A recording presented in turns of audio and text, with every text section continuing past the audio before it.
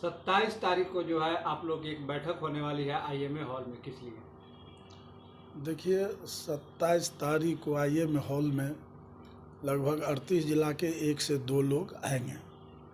ये supreme court में जो पुनर्विचार याचिका डाला गया है उसका डायरी नंबर आ गया है।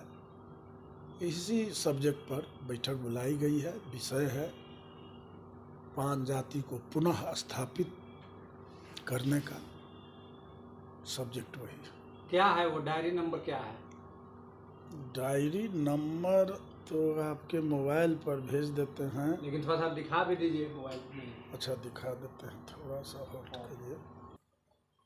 तो आप जैसा कि देख पा रहे हैं, ये है रिव्यू पिटीशन डालने के बाद जो है डायरी नंबर जो है आ गया है, केस नंबर जिसे हम कह सकते हैं, पर जिसमें लिखा भी गया है परवीन दास वर्सेस डॉक्टर भीमराव अंबेडकर विचार मंच बिहार पटना,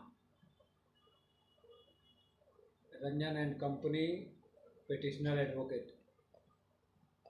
और जैसा कि आप देख पा रहे हैं, ये सुप्रीम कोर्ट का, और जो डायरी नंबर है इसमें दिया गया है 48758/2024। जी हाँ, 48,758/2024, जो कि पिटिशनर नेम है परवीन कुमार दास। तो कहीं ना कहीं जो है डायरी नंबर जो है अब आ चुका है। हम बात करते हैं परवीन जी से। तो अब जो है डायरी नंबर जब आ गया तो अब इसमें अब आगे क्या कुछ कार्रवाई होगी? आगे अब हियरिंग का डेट बनेगा जी। और हियरिंग में हम लोग फिर बड़े बड़े वकील रखेंगे और यहाँ जो भी डिसीजन होगा उसको मानेंगे। यदि पक्ष में हुआ तो बहुत अच्छी बात है, यदि हम लोगों के खिलाफ हुआ तो फिर हम कुरीटी में जाएंगे चीफ जस्टिस के यहाँ, ट्रिपल बेंच में। तो ये कब तक, इसका हियरिंग कब तक होगा? देखिए सुप्रीम कोर्ट है, मैंने आपको बता दूं कि 3 अक्टूबर को डाले थे रिव्यू। तो कोर्ट लगातार बंद था, 14 को खुला, फिर करेक्शन में गया, करेक्शन के आने के बाद डायरी नंबर मिला। अब क्या है, इधर छठ दिवाली सब है, तो अब सुप्रीम कोर्ट में तो मैक्सिमम छुट्टी होती है। अब देखते हैं कब आता है। तो क्या लग रहा है कि छठ के बाद हियरिंग के लिए आपको बुलाया जाएगा? हाँ श्योर, हियरिंग छठ के बाद या छठ के पहले तो नहीं संभावना है, काफ़ी छुट्टी है। तो दिवाली का छुट्टी है, छठ का छुट्टी है, कई पूजा है, अभी धार्मिक पूजा से बहुत है, तो सुप्रीम कोर्ट प्रायः बंद रहते हैं। तो छठ के बाद ही आपको हियरिंग का डेट आएगा। तो क्या लग रहा है फैसला जो है आपके पक्ष में आएगा? नहीं, कह नहीं सकते हैं चूँकि सुप्रीम कोर्ट है, लेकिन ये जो डबल बेंच का जजमेंट है कुछ अधिक कर दिया। क्या है कि बिहार सरकार के अधिकार को भी हनन कर लिया। बिहार सरकार को बहुत से अधिकार है, उसको हनन नहीं करना था सुप्रीम कोर्ट को, ये और कर लिए हैं। तो उस पर बहस होगी, उसमें क्या होता है तो देखने का बात है। चूँकि सेम जज हियरिंग सुनेंगे, जो जज जजमेंट किए हैं वही जज हियरिंग सुनेंगे, तो वहाँ बहुत लाभ का हम उम्मीद तो नहीं करते हैं, लेकिन हमको न्याय कोर्ट में या संविधान पीठ में 100% मिलेगा।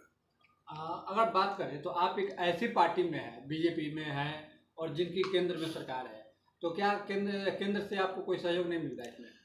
केंद्र हमारे साथ सरकार है, एनडीए की सरकार है, बिहार सरकार भी हमारे साथ है और भारत सरकार भी हमारे साथ है। अभी हम प्रधानमंत्री जी से, आदरणीय प्रधानमंत्री जी से टाइम नहीं मांगे हैं, छठ दिवाली के बाद टाइम मांगेंगे और माननीय अमित शाह जी से भी टाइम मांगेंगे और फिर वहाँ भी अपनी बात को रखेंगे कि अध्यादेश ला करके 5 जाति को न्याय दे। एक रास्ता अध्यादेश ला करके है और दूसरा कोर्ट हो करके है, यही 2 रास्ता है हम लोगों को न्याय का रास्ता। तो क्या लग रहा है कि जब आप प्रधानमंत्री और गृह मंत्री से समय मांगेंगे तो समय आपको मिलेगा? श्योर, कोनो हम वहाँ अपरिचित थोड़े हैं। प्रधानमंत्री जी भी परवीन दास तांती को खूब नज़दीक से जाना है कि मैंने 50 मंच पर साथ में मीटिंग की है, तो तांती साहब भी जानते हैं। माननीय अमित शाह जी भी बाय नेम बाय फेस हमको जानते हैं, पहचानते हैं और उनसे हम टाइम मांगेंगे तो श्योर टाइम भी देंगे, हमारी बात को भी सुनेंगे। तो क्या लग रहा है कि उन तक अगर बात पहुंचती है तो फिर कितना चांसेस रहेगा आप लोग के समाज को न्याय मिलने का? देखिए, चूँकि भारत सरकार है, हमको तो लग रहा है जो हमारी बात, हमारी पेपर को यदि प्रधानमंत्री जी माननीय अमित शाह जी देख लें, चूँकि तो जान जाएंगे कि ये लोग शेड्यूल कास्ट है, टाइटल की वजह से सुविधा से वंचित है। चूँकि हम 1911 से शेड्यूल कास्ट, आज से नहीं। और 1956 में पहला मॉडिफिकेशन ऑर्डर बना, उसमें भी 5 जाति शेड्यूल कास्ट में है। तांती भी गया था साथ में, लेकिन तांती को कोई कारणवश शामिल नहीं किया गया। फिर ज्वाइंट पार्लियामेंट्री कमेटी 67 में आया, वहाँ भी पान का ही उपाधि तांती तत्वा है, वो रिपोर्ट है। उसके बाद आपको ST/SC अमेंडमेंट बिल 68-59 में आया, राज्यसभा लोकसभा में बिल एक्सेप्ट हो गया। उस बार बिहार से 3 जातियाँ की थी मामला ज्वाइंट पार्लियामेंट्री कमेटी में। धोबी समाज का था रजक टाइटल का, और चमार समाज के रविदास रहीदास का, और 5 जाति के तांती तत्वे का। तो जब 3 जाति का गया पार्लियामेंट में तो एक्सेप्ट भी हो गया राज्यसभा लोकसभा में। 2 जाति को अध्यादेश के लिए चला गया माननीय राष्ट्रपति महोदय के यहाँ, लेकिन पान का जो उपाधि तांती तत्वा था वो नहीं किया, वो एज इट इज है। अभी हमारे वकील साहब ने RTI से पार्लियामेंट से मांगा है कि भाई ये जो ज्वाइंट पार्लियामेंट्री टाइम भी देंगे, हमारी बात को भी सुनेंगे। क्या लग रहा है कि उन तक अगर बात पहुंचती है तो फिर कितना चांसेस रहेगा आप लोग के समाज को न्याय मिलने का? देखिए, चूँकि भारत सरकार है, हमको तो लग रहा है जो हमारी बात, हमारी पेपर को यदि प्रधानमंत्री जी माननीय अमित शाह जी देख लें, चूँकि तो जान जाएंगे कि ये लोग शेड्यूल कास्ट है, टाइटल की वजह से सुविधा से वंचित है।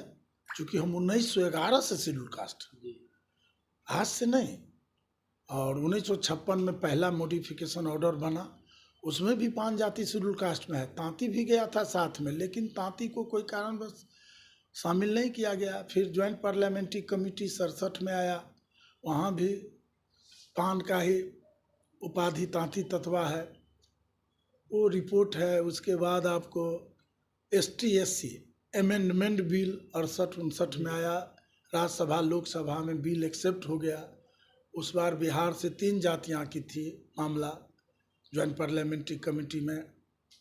धोबी समाज का था रजक टाइटल का, और चमार समाज के रविदास रहीदास का, और 5 जाति के तांती तत्वे का। तो जब 3 जाति का गया पार्लियामेंट में तो एक्सेप्ट भी हो गया राज्यसभा लोकसभा में। 2 जाति को अध्यादेश के लिए चला गया माननीय राष्ट्रपति महोदय के यहाँ, लेकिन पान का जो उपाधि तांती तत्वा था वो नहीं किया, वो एज इट इज है। अभी हमारे वकील साहब ने RTI से पार्लियामेंट से मांगा है कि भाई ये जो ज्वाइंट पार्लियामेंट्री कमेटी के आधार पर जो ST/SC अमेंडमेंट बिल आया, बिल नंबर 119 भी, तो उसमें क्या स्थिति रहा है 5 जाति के पर्यायवाची या उपाधि तांती तत्वा, तो उन्होंने वहाँ से जवाब भेजा है कि एज इट इज है,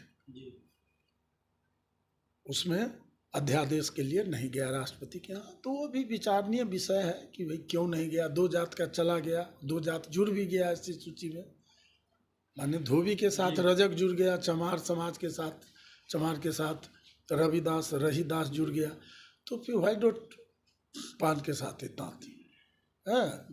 तो उस पर भी गहन अध्ययन होगा, विचार हो रही है, चल रही है सरकार में। क्योंकि संसद का शीतकालीन सत्र चलने वाला है, तो अगर आपकी मुलाकात संसद शीतकालीन सत्र से पहले प्रधानमंत्री और गृह मंत्री से होती है तो क्या उम्मीद है कि बन जाएगा बात? देखिए, अभी संसद का मामला नहीं है, अभी अध्यादेश का मामला है। बहुत लोग गुमराह हो रहे हैं हमारे समाज के।